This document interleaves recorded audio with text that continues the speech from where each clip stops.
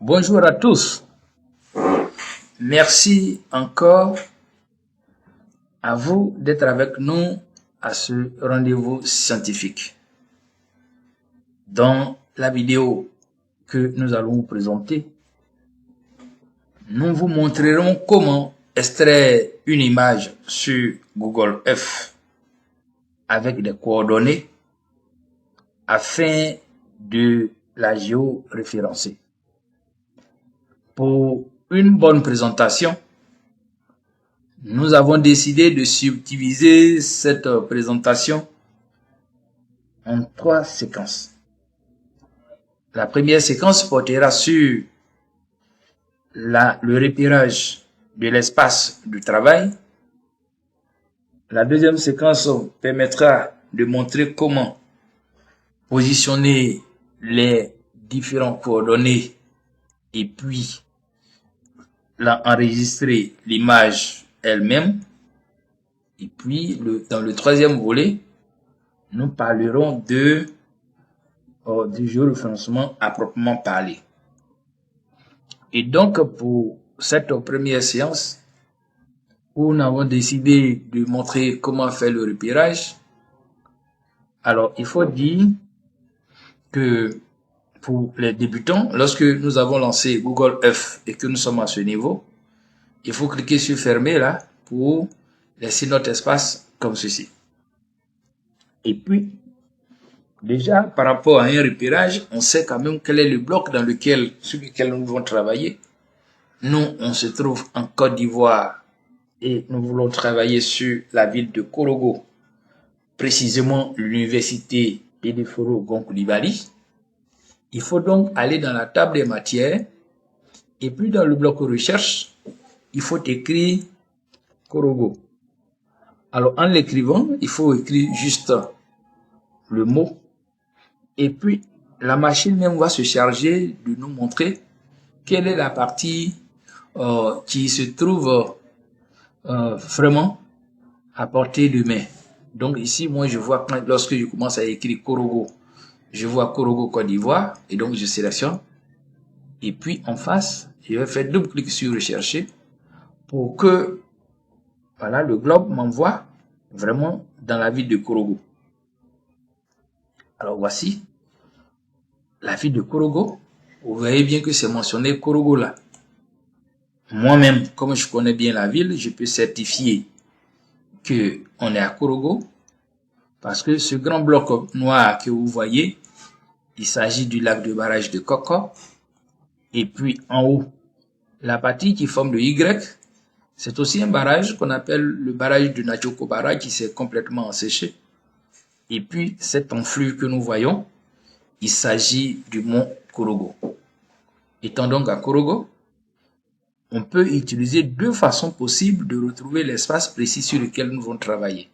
Il s'agit bien entendu de le faire de façon manuelle, en faisant de façon à tâtons, et chercher à voir l'université. Moi, comme je connais son emplacement, si je vais procéder par à tâtons, je sais que l'université est au sud de la ville et au sud vraiment des différents éléments que je viens de vous présenter là.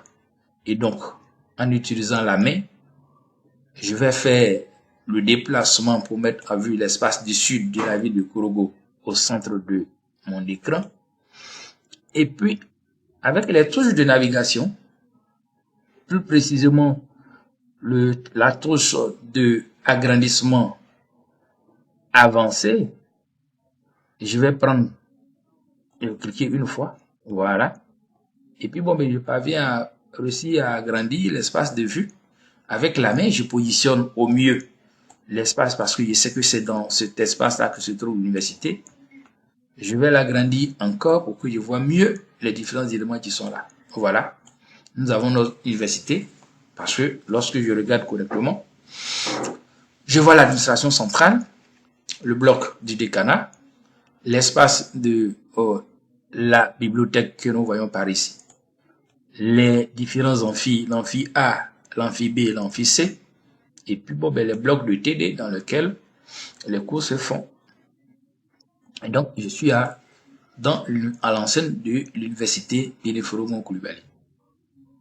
Mais au lieu de faire à tâtons, j'aurais pu procéder d'une autre manière, c'est-à-dire en utilisant un coordonné de l'espace que j'ai pu prendre à partir de plusieurs méthodes, ou du moins à partir de plusieurs outils. C'est-à-dire que quoi? Bon, nous allons conserver. Voilà. Voilà. Voici la. Au départ, je me retrouvais là. Et si je ne connais vraiment pas là où l'université se trouve et que, à partir soit d'un GPS, à partir même du WhatsApp, à partir de d'autres applications comme l'USM Andé, l'USM Track et même le Maverick, quelqu'un peut me communiquer les coordonnées de l'université, c'est-à-dire dans un espace précis à l'intérieur de l'université, on peut me présenter des coordonnées. Donc ici, je vais utiliser l'élément de repère que nous voyons là. Donc je clique là-dessus. Et puis l'élément vient se repositionner partout ici, partout sur mon espace. Ça aurait même pu être quelque part par ici, là, peu importe.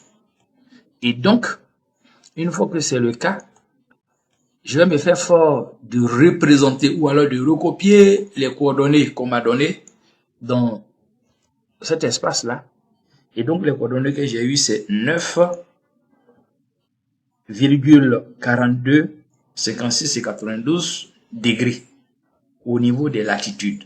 Bon, avec le Google Earth, la virgule là, il faut utiliser le point.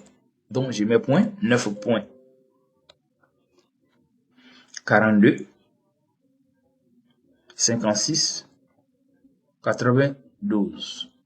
Lorsque j'ai fini, je vais au niveau des latitudes.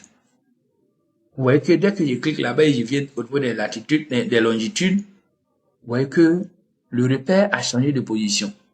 Donc, au niveau des longitudes, j'ai moins 5,62. Je clique mes 62, 99 et puis 52.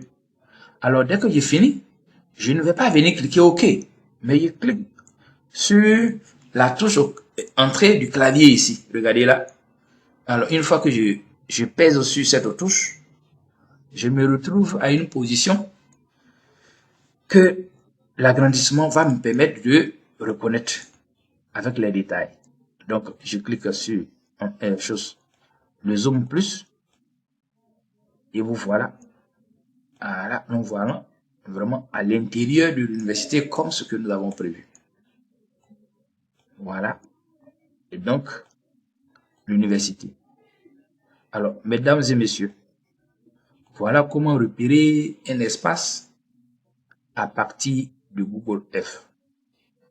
Je vous espère que ces explications vous serviront. En tout cas, si vous avez aimé, vous pouvez liker en cliquant sur le petit doigt que vous voyez maintenant. Pour ce qui me concerne, je voudrais vous dire au revoir et à bientôt.